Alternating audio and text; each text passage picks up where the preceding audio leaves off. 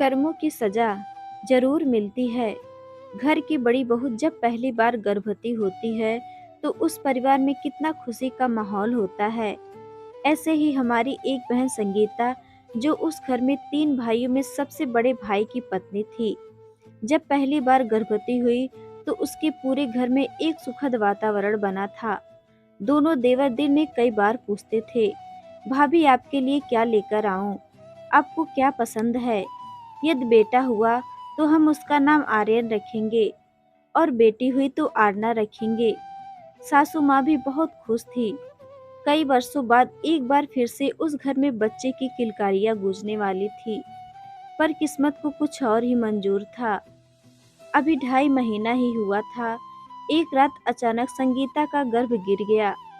घर का माहौल ऐसा हो गया जैसे अब कुछ बचा ही ना हो। उस दिन घर में खाना भी नहीं बना। ये कैसा पाप कर्म था जो हम कुछ नहीं कर पाए। और समय बीता। कुछ महीने बाद संगीता फिर से गर्भवती हुई। घर में फिर से खुशियां छाने लगी। परंतु 2.5 महीने बाद फिर वही घटना हुई और सबके सामने चकनाचूर हो गए। अब घर पर वैसा माहौल नहीं हो रहा था जो कुछ महीनों पहले से हुआ करता था। कुछ समय बाद संगीता फिर गर्भवती हुई। किसी को कानो कान खबर ना हो, इसलिए घर में भी ज्यादा किसी को नहीं बताया। शहर के सबसे बड़े स्त्री रोग विशेषज्ञ की देखरेख में इलाज चल रहा था। मंदिर में विधान दान और अन्य धार्मिक कार्य कराएं, लेकिन 2.5 महीने होने पर फिर वही बात हुई जो पहले 2 बार हो चुकी थी। किसी की समझ में कुछ नहीं आ रहा था कि क्या करें।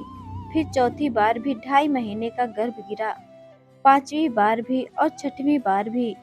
अब तो संगीता की शारीरिक क्षमता भी कम हो गई थी और कमजोर भी बहुत हो गई। कुछ सालों बाद संगीता 7वीं बार उसे पता चला कि वो फिर से गर्भवती हुई है, लेकिन चेहरे पर और ना मन में कोई खुशी नहीं थी। एक रात आंखों में आंसू भरे पलंग पर लेटी थी और अपने भाग्य को कोस रही थी। सोच रही थी, ऐसा क्या पाप किया होगा जो मुझे इतनी बड़ी सजा मिल रही है।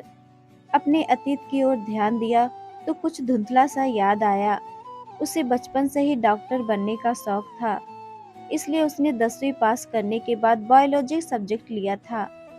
एक बार स्कूल में डिटेक्शन के लिए एक चूहिया को लेकर आए थे और उसे बेहोश करके शिक्षिका ने संगीता से कहा, ये लो चाकू, इसके पेट में कट लगाओ।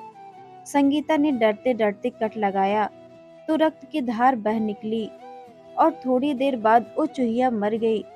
उसके पेट के भीतर देखा तो उसके गर्भ में बच्चे पल रहे थे, लेकिन पेट चीरने के कारण उनकी मृत्यु हो चुकी थी। उन बच्चों की गिनती की तो वो 7 बच्चे थे।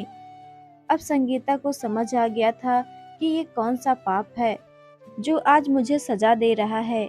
भले ही उस दिन के बाद संगीता ने वो विषय छोड़कर दूसरा ले लिया था, लेकिन अनजाने में ही सही, पाप तो हो गया था।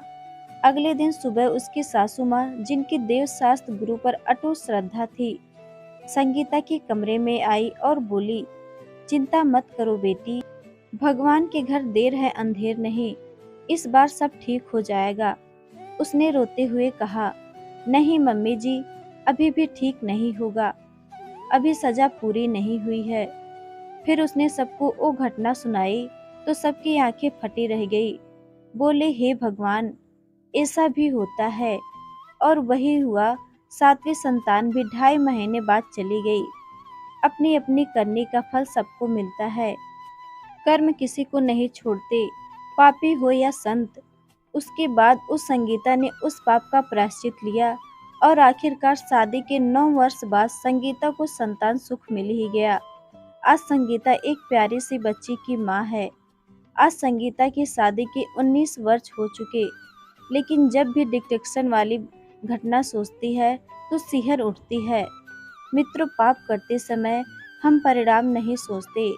ये अनजाने में हुए पाप की सजा थी, लेकिन ऐसे कई पाप हम जानते हुए भी करते हैं। इसलिए पाप से बचो। जो आज बोओगे, वही कल काटोगे।